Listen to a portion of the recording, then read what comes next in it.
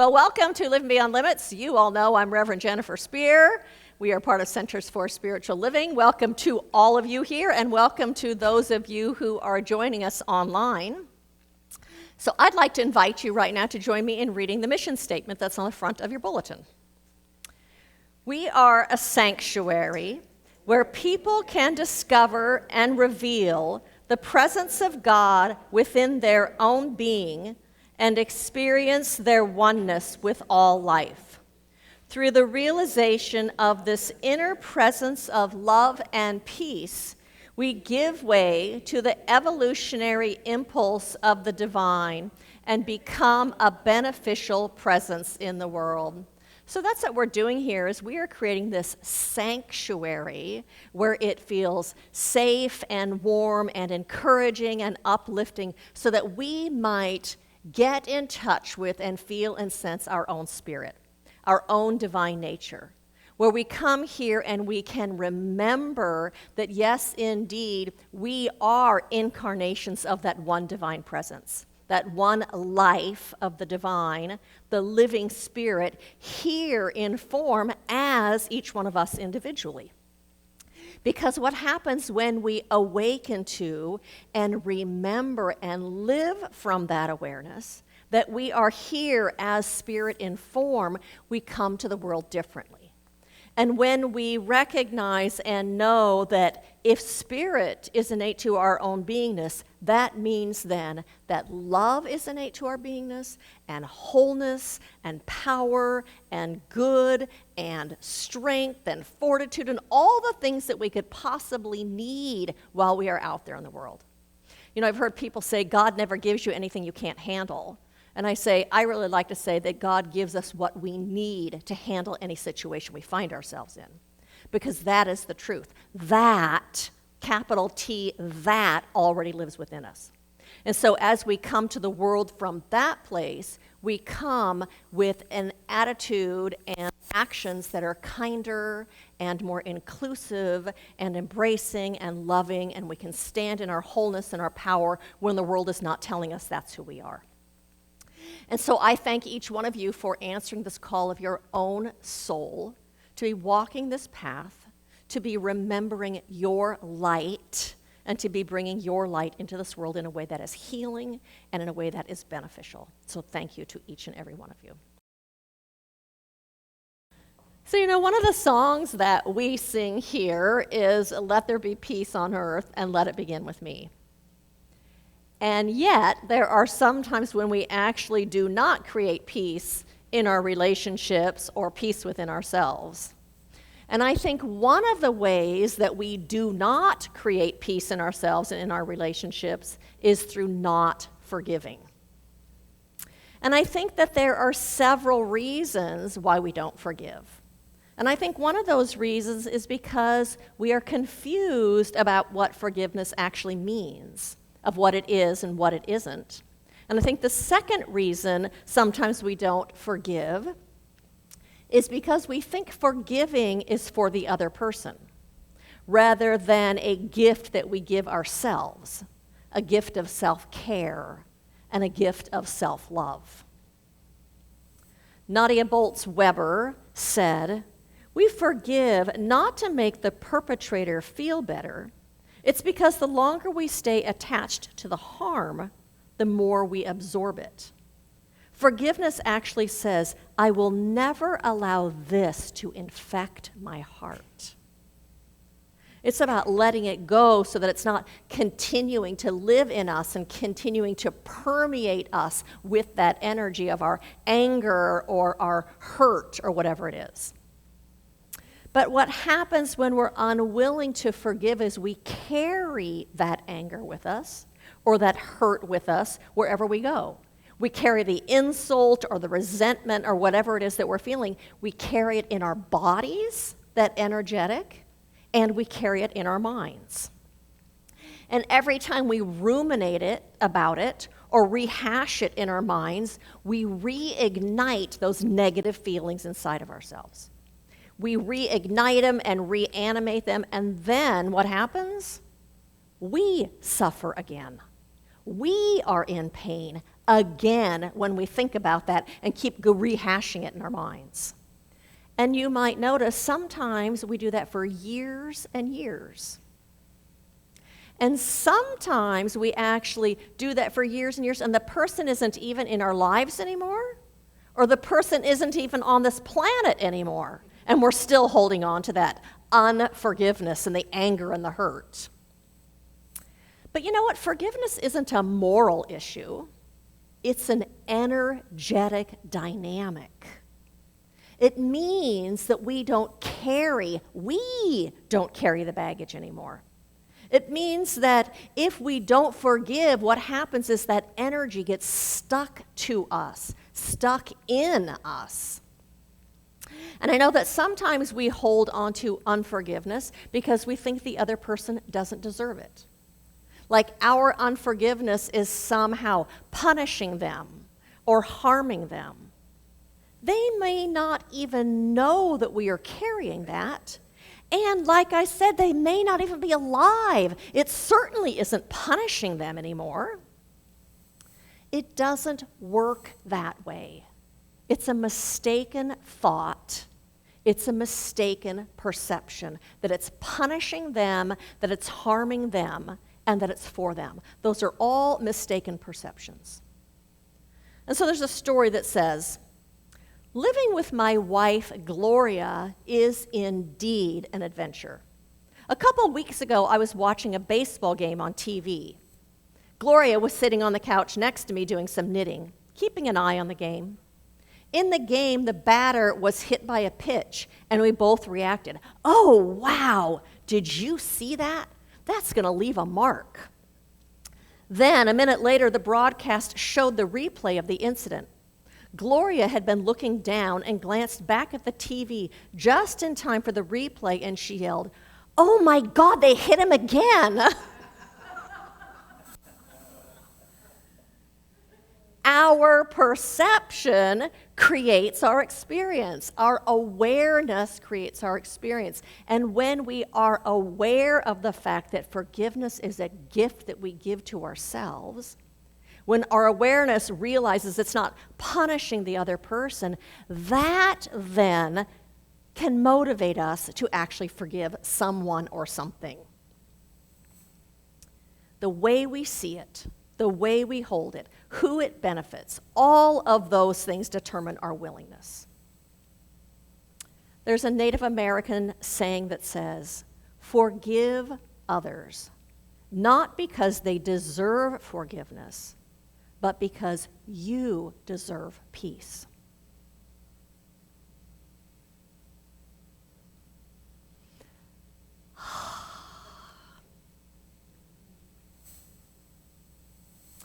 We forgive so that we can experience peace.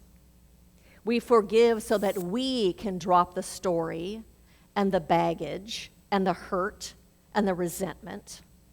We forgive so we can stop torturing ourselves with it. We can leave it in the past. I know that all of us want to experience peace. None of us want to be stuck in things that didn't work in the past. None of us want to be stuck in feelings of being hurt or betrayed or anger. Well, wait, let me ask you, do you want to be stuck in feelings of being betrayed and hurt? I didn't think so. We want to live with a sense of freedom. We want to live with a sense of our own wholeness. We want to experience and be able to express love. And you might have noticed when you are in unforgiveness, you don't experience those things. You don't experience peace.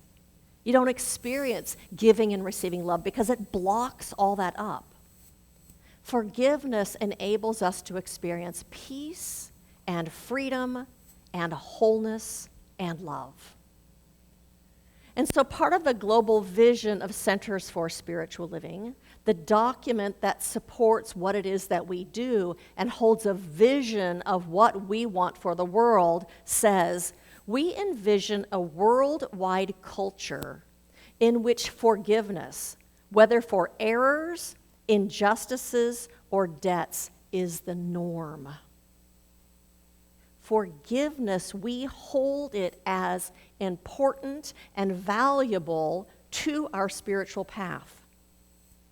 We hold it as important to spiritual living, because what happens in our forgiveness, then we can be at peace, but then we also are able to access our own spirit, able to access our own heart. We're able then to bring our best selves to life. Do you get that? Can you feel that? When you're holding unforgiveness for someone, you can't connect with your own spiritual nature.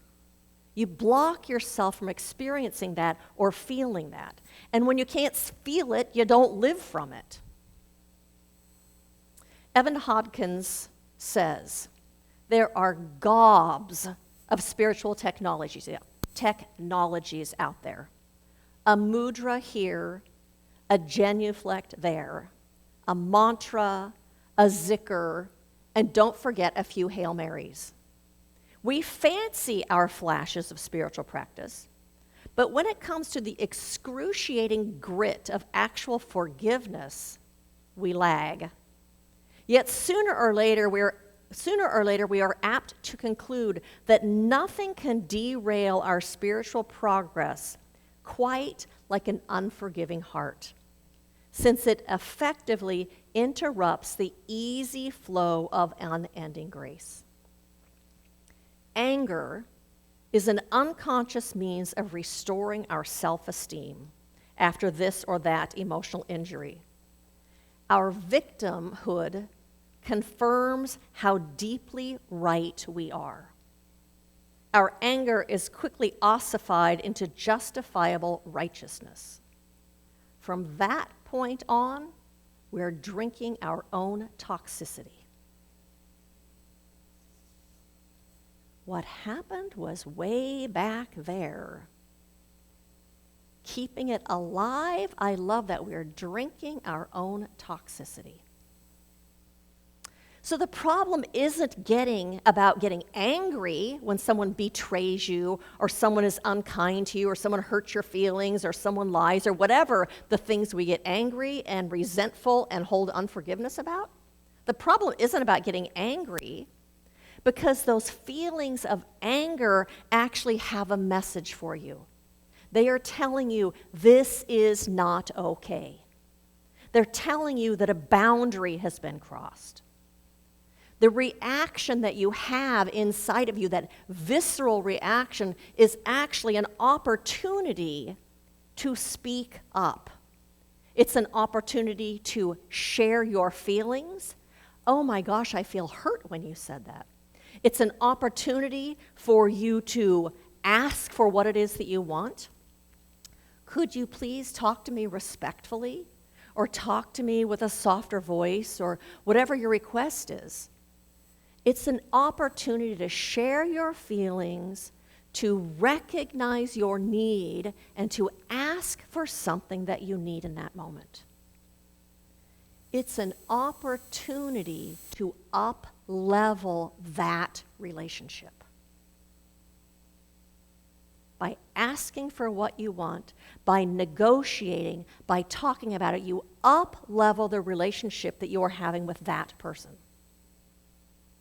So the problem really is just that we hold on to those feelings and don't use them as a catalyst for growth. When we don't use them for healing, when we don't use those feelings to transform something that isn't working. So for instance, you get mad at your spouse because your spouse comes home late and you have somewhere to go.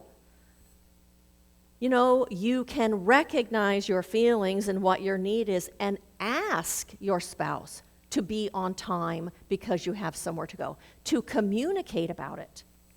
It gives you an opportunity to come up with a mutual agreement for the next time.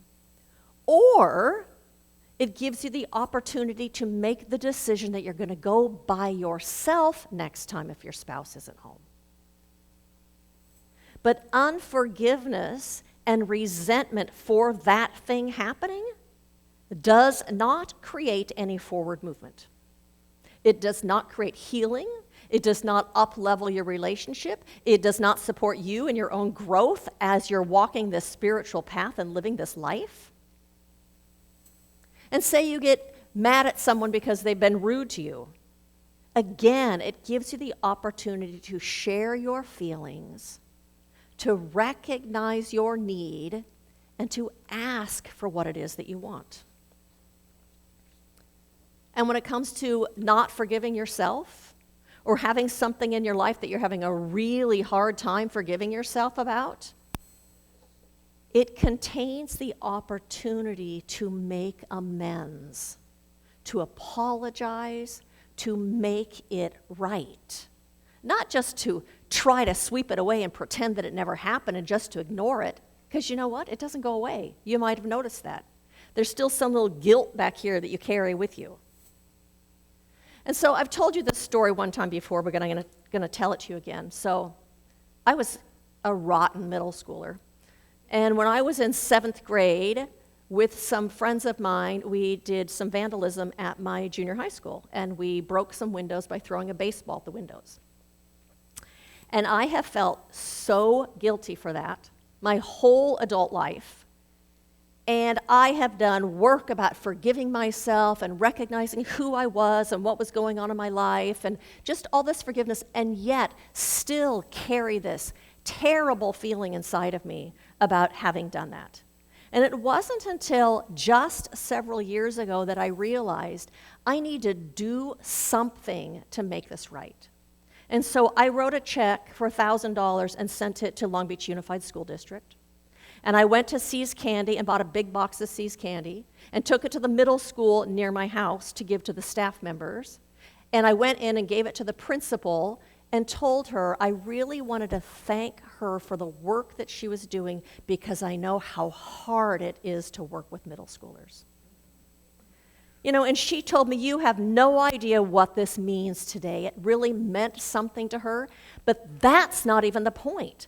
The point is, it made it right inside of me.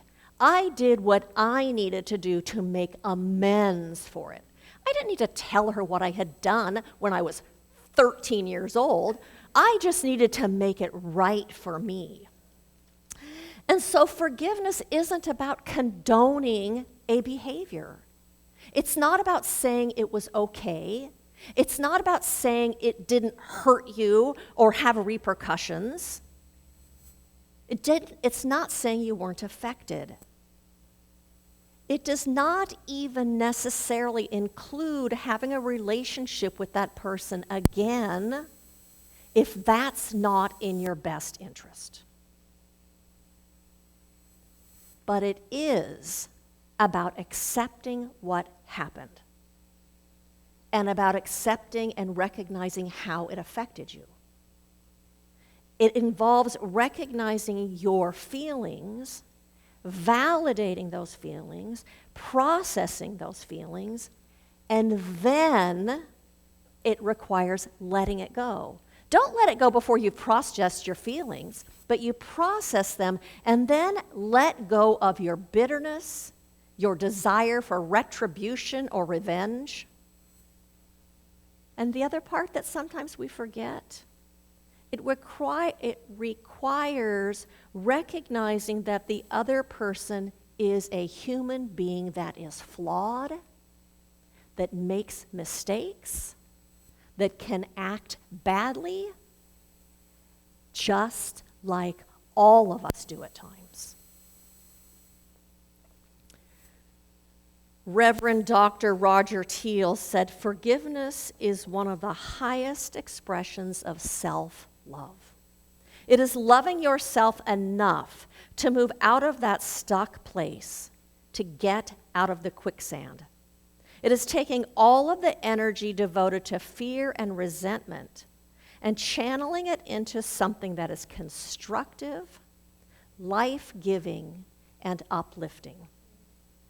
Forgiveness is freeing yourself to get back to the higher agenda of your life, no longer tethered to the past."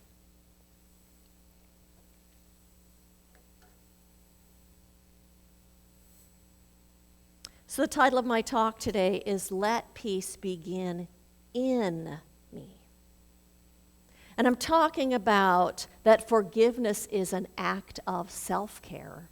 It's an act of self-love. That when we forgive, we free ourselves of the resentment we're carrying. We free ourselves of the hurt and the anger and the unforgiveness. And then we can transmute that energy into something positive, into being a beneficial presence, into bringing good into the world, into something that is good. You know, we say all the time here that God is for us. Well, if God is for us, and life then is for us, that means that life is for us all of the time, even in that stuff we don't like. Because contained within that, whatever happened, is the seeds of your own growth and of bringing something good forward. You can use those things that you're giving yourself a hard time for, the things that you've done, and you can make changes. You can apologize. You can make it right. You can recognize your need. What was the need that I had underneath me doing or saying whatever it was? Because you still need to have that need met. And look at how can I have that need met in a different way. And then, once you do that, then you go out into the world. You don't have to repeat the same unwanted behavior. You change your behavior once you recognize those things. And if you're having a hard time forgiving somebody else for something that they have done, you can actually take, this is new to me, you can actually take that hurt, that anger, that resentment, the energy of that, and consciously, by thinking about it, consciously and intentionally, put that into something else. Let that energy come out of your body and put it into cleaning the house, raking the lawn, going for a run, riding your bike, playing pickleball, going for a hike. Literally, tell yourself, I'm taking this energy and I am putting it into this to let it out of your body. You can let that hurt out of your body, that energy, through making art, through writing poetry, through writing music, through singing, through volunteering, say for a young girls organization helping girls find their voice and find their power, or through feeding the homeless. But you can transmute that hurt energy into something positive. You can take that energy and use it to become an advocate for someone or something so that they don't have to experience whatever it is that you've experienced that the hurt is about. That's what Mothers Against Drunk Drivers has done. Taken that tremendous hurt and transformed it into something that's making a difference. But I think you have to do it consciously. You have to make the decision, this is what I'm doing right now. I'm taking this energy out of my body and I'm putting it into this thing. The act of forgiving transmutes that energy. It fosters our growth and our well-being. But it requires us asking, how can I transform this, what I'm feeling in here, how can I transform this into something good? How can I transform this into something good? Will you repeat that? How can I transform this into something good? Say it one more time. How can I transform this into something good? It requires us asking that of ourselves so that we can come up with whatever the solution is. Writing a check to Long Beach Unified School District, taking chocolate, good chocolate, to the people that are working with those difficult middle schoolers.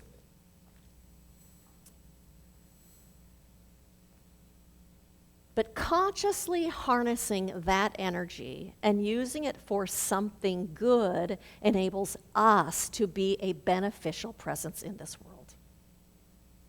In A Course in Miracles, it says, through your forgiveness, does the truth about yourself return to memory. In our forgiveness, we can reconnect with those deepest parts of ourselves, with our own spiritual nature, with our love and our compassion and our kindness and our inclusion for the world. Forgiveness enables us to tap into our spiritual nature, the God within us, and our own wholeness, our own goodness. And then we bring that energy into the world. So my invitation to you this week is, one, to recognize that forgiveness is a gift you give yourself. And two, to consciously transform that energy, if you're carrying unforgiveness, into something positive. Get it out of your body, let it transform into something different, something that is bringing good into this world. And as a result, you will be living with a greater sense of freedom and a greater sense of peace, a greater sense of well-being, and you will be living on purpose. And so let there be peace on earth, and let it begin inside of me and inside of you. Blessings to every single one of you on this path of remembering and awakening and bringing your spirit into this world in a way that benefits the whole. Thank you for that.